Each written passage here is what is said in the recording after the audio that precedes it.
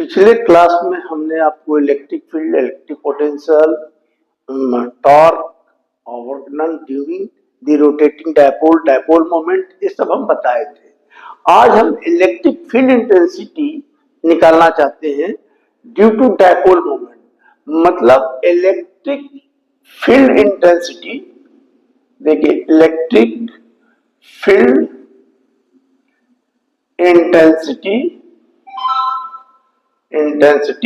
Eight axial point, इसको लोग बोलता है इंड ऑन पोजीशन,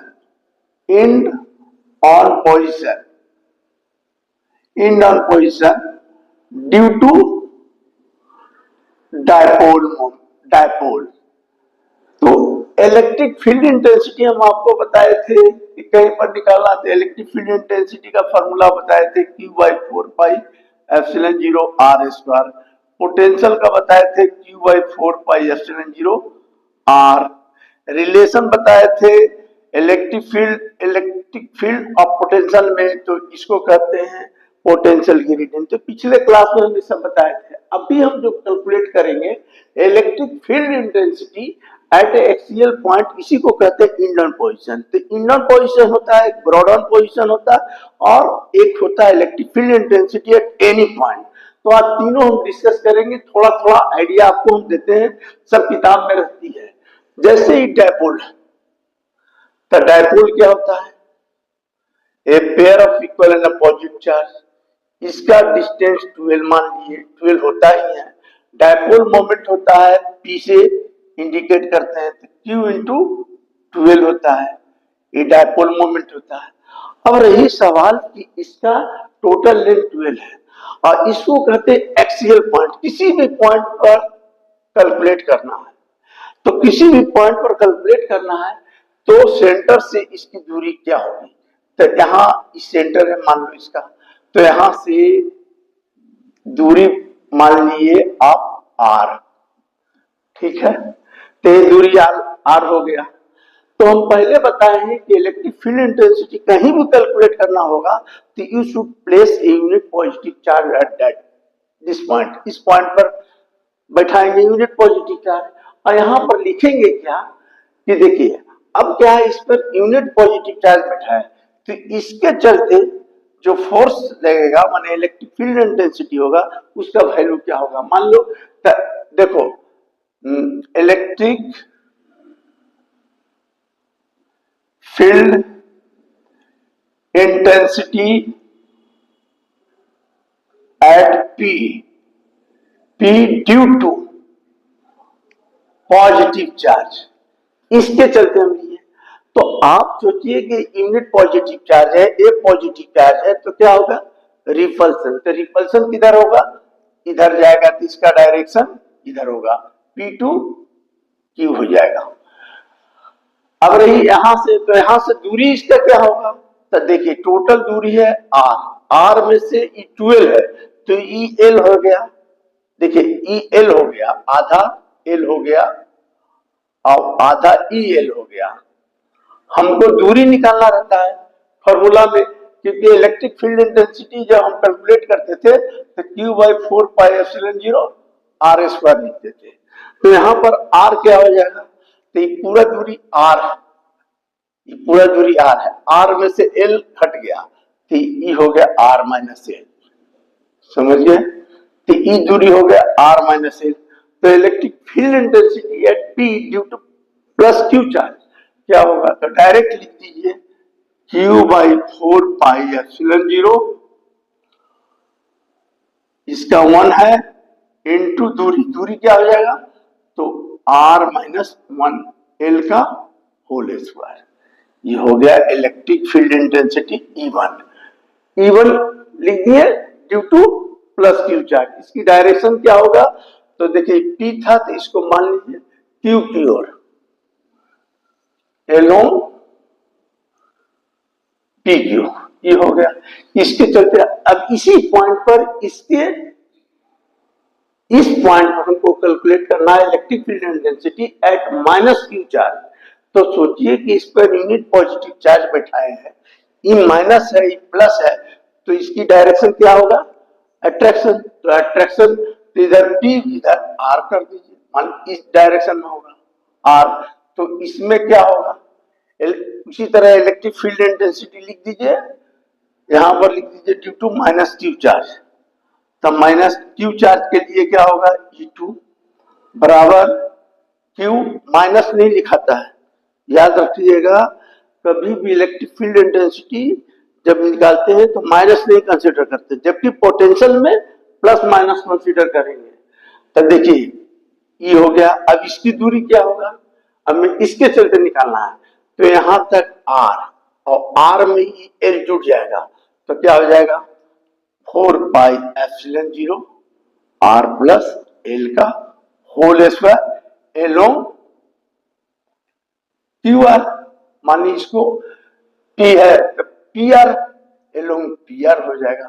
तो आपको सोचना चाहिए कि एक दने E1 हुआ और एक दने E2 हुआ, तो रिजल्टेंट क्या होगा, तो रिजल्टेंट देखिए, रिजल्टेंट इंटेंसिटी एट P क्या होगा, रिजल्टेंट इंटेंसिटी E माने क्या होगा, तो आपको सोचना चाहिए E1 है और E2 है, तो हमको इसमें पता नहीं है कि बड़ा कौन है, तो हम जानते हैं कि देखिए चार्ज है 4 पाई कांस्टेंट है, is inversely proportional to R square होता है, अगर दूरी बढ़ेगा तो इलेक्ट्रिक इंटेंसिटी घटेगा, तो इसमें क्या है, दूरी ज्यादा है प्लस एल है, तो इसका इंटेंसिटी कम होगा।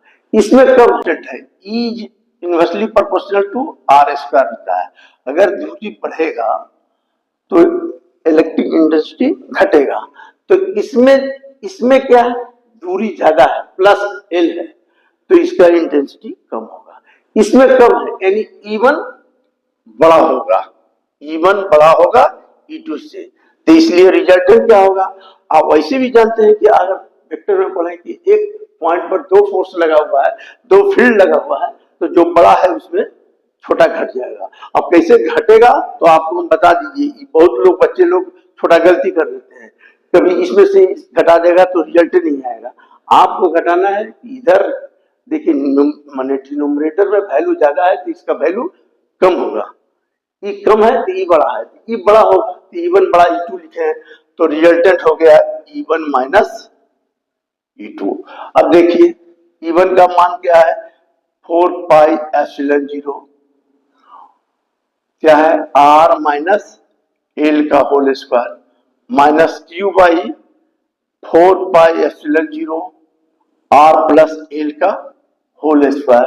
अभी देखिए ये जब हो गया आपका तो इसमें कॉमन ले लीजिए, तो Q by 4 pi epsilon 0 common ले लिए, तो क्या बच गया 1 माइनस आर एल का whole square minus 1 by R plus L का होल स्क्वायर। ठीक है, अब इसको करते जाइए सॉल्यूशन, तो देखिए सब रिजल्टेंट आ रहा है, तो क्यू बाई 4 पाई एप्सिलॉन 0, ई यहां चला जाएगा एलसीएम में, तो आर प्लस एल का होल स्क्वायर, और ई यहां चला जाएगा तो माइनस माइनस एल का होल स्क्वायर। और ये देखिए आर माइनस एल और आर प्लस एल डायरेक्ट कर रहे हैं, R square minus L square सब पर होल स्क्वायर कर दीजिए। थोड़ा स्टेप हम काट लिए, ये एलसीएम लीजिए, एलसीएम लेने के बाद इसको इधर कर दिए, इसको इधर कर दिए, और नीचे है a माइनस बी या a प्लस बी, तो a square minus B square सब पर होल स्क्वायर था, डायरेक्ट कर दिए। अब देखिए क्या होगा, q by 4 pi epsilon 0, direct कीजिए तो आर स्क्वायर होगा प्लस एल स्क्वायर होगा प्लस 2rl होगा, ये हो गया माइनस, डायरेक्ट कर रहे हैं घटाते भी जा रहे हैं, तो आर स्क्वायर ये भी हो जाएगा L square minus minus plus 2rl हो जाएगा, नीचे रहने दो R square minus L square 2, ई कैंसिल तो कितना हो गया, q बाई 4 पाई एप्सिलॉन 0, ये हो गया 4rl, नीचे हो गया R square minus L square का होल स्क्वायर। आप जानते हैं कि q इंटू 2l बराबर क्या होता है, p क्या है, डायपोल मोमेंट, P क्या होता है? डायपोल मोमेंटम, पहले बता चुके हैं, P बराबर Q इंटू 2L। तो यहाँ क्या हो जाएगा? E बराबर हो जाएगा Q इंटू 2L, तो ये वो 2 रह जाएगा, तो ऊपर हो जाएगा 2R, 2R P, P तो हो गया, क्योंकि देखिए Q इंटू 2L को हम लोग P लिख दीजिए, आइए वो 2 रह गया, 2R, और नीचे हो गया R square minus L square का होल स्क्वायर, आई हो गया 4 पाई एप्सिलॉन 0।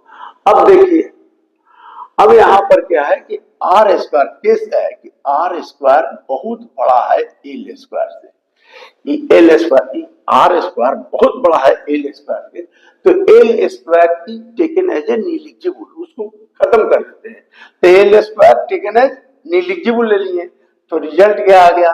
तो देखिए रिजल्ट आ गया ई बराबर हो गया 2pr, जब ई निग्लिजिबल हो गया तो ई आर का पावर स्क्वायर है 2 हो जाएगा, तो क्या हो जाएगा?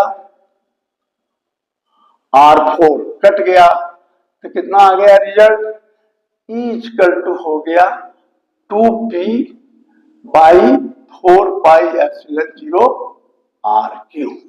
ए आ गया इन ऑन पोजीशन में, इन ऑन पोजीशन में आपका इलेक्ट्रिक फील्ड एंड डेंसिटी हिसाब देगा, तो आप दिमाग में इसे बैठा लीजिए, कोई किताब में इसको आर की जगह ये मानता है, कुछ भी मानता है, लेकिन आप एक दिमाग में बैठा लीजिए, इन ऑन पोजीशन पर निकल गया, समझे?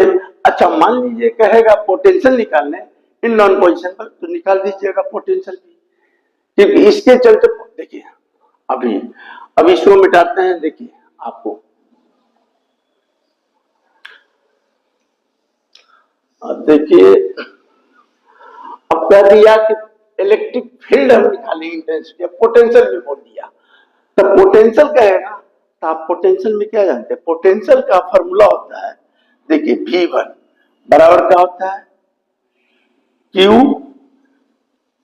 लिख दीजिए, Q by 4 pi epsilon 0 R, जो दूरी रहेगा, ये पोटेंशियल का बताया।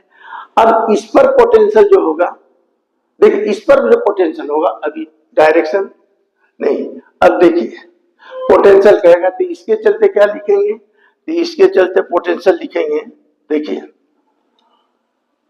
मान लीजिए V1 बराबर क्या करेंगे? तो Q बाई 4 पाई एप्सिलॉन 0, दूरी क्या होगा यहां से? तो R माइनस L, ये हो गया। दूसरा क्या होगा?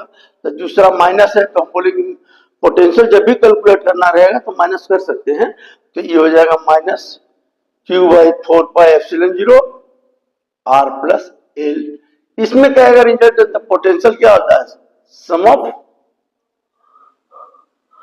बोथ ऑफ देम, दोनों का सम कर दीजिए, जो आएगा वो निकाल दीजिएगा पोटेंशियल के केस में, लेकिन इलेक्ट्रिक फील्ड इंटेंसिटी में वो हो गया। अब आ गया दूसरा आता है इलेक्ट्रिक फील्ड इंटेंसिटी निकालते हैं, देखिए इलेक्ट्रिक फील्ड इंटेंसिटी अब भी एक्सियल इन ऑन पोजीशन, अब इसको कहते हैं इलेक्ट्रिक फील्ड इंटेंसिटी